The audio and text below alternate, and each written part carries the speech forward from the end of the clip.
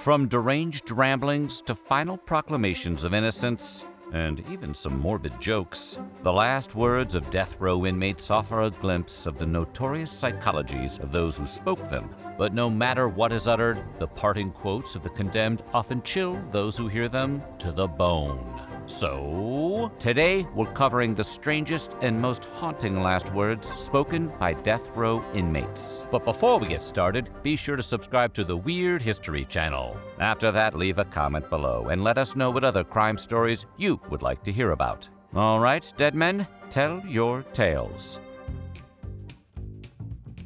Some criminals on death row exhibit a sinister duality that can be observed within their last statements. While many inmates certainly had loved ones outside those prison walls, there is still contempt for humanity at large seething beneath their veneer of normalcy. This two-sided nature can be heard in the last words of Tory Twain McNabb. Executed by lethal injection for the 1997 shooting death of a Montgomery police officer, Tory Twain McNabb's final words are a shocking reminder of the dichotomy in the criminal mind.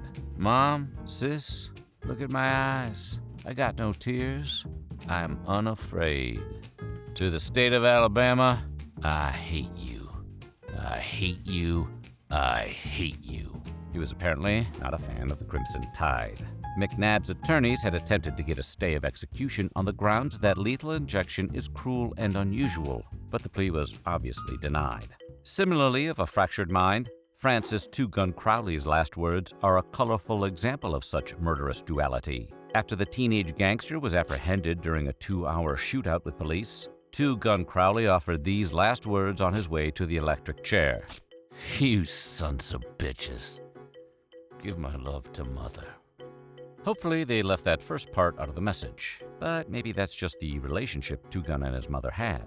Like many spree criminals of his day, Two Gun Crowley's career was short and not so sweet, and the pimpled mobster is best remembered for his cruel murders and his two-faced final goodbye. When faced with imminent demise, some convicted criminals choose their final words less wisely. Though it may be difficult to imagine cracking jokes in the last moments before execution, there are several examples of inmates who offer truly macabre banter on death row. In these instances, the last words of inmates serve as the literal definition of gallows humor. Before his arrest in the 1920s, George Apple had robbed a Brooklyn restaurant and was swiftly caught by a policeman who just so happened to stroll through the door. After an intense fight over the robbery, Apple shot the police officer 3 times and left him for dead.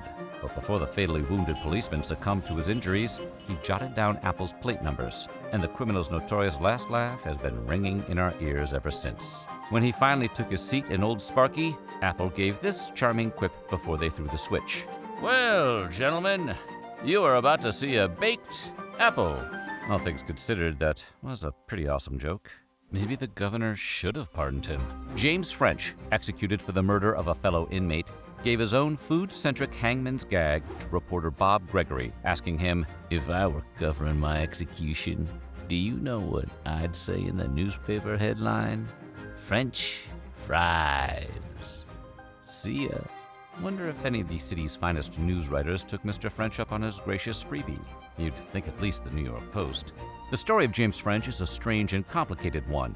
The convict was initially arrested for the murder of a man who had given him a ride as he hitchhiked. This first slaying landed him a life sentence, which French apparently found quite distasteful. As French was serving his life sentence, he whacked his cellmate in a bizarre farewell ritual that included not 1, but 2 last meals. Just before strangling the unsuspecting man with a pair of shoelaces, French bought him a steak sandwich from the snack bar and took him to breakfast. Evidently, he didn't want the guy to go out on an empty stomach. After this disturbing act, French told the court that he had longed to be executed without appeal, an unexpected request that left many scratching their heads. The criminal's wish was ultimately granted, and those final words made his death by electrocution all the more shocking. Hey, he would have appreciated that pun. Obviously, not every death row inmate goes skipping off to the gallows with a witty remark.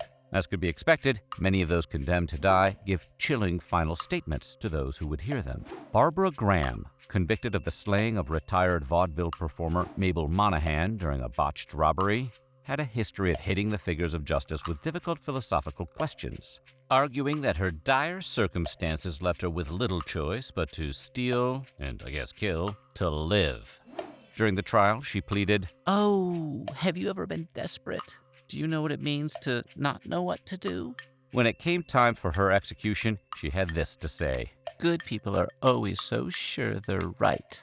At her request, Graham had been given a blindfold to wear so she wouldn't have to look at all the people who came to witness her demise. And when the death row prison staff told her that her trip to the gas chamber would be smoother if she took a deep breath after the cyanide pellets descended, the convict said, "How the hell would you know?"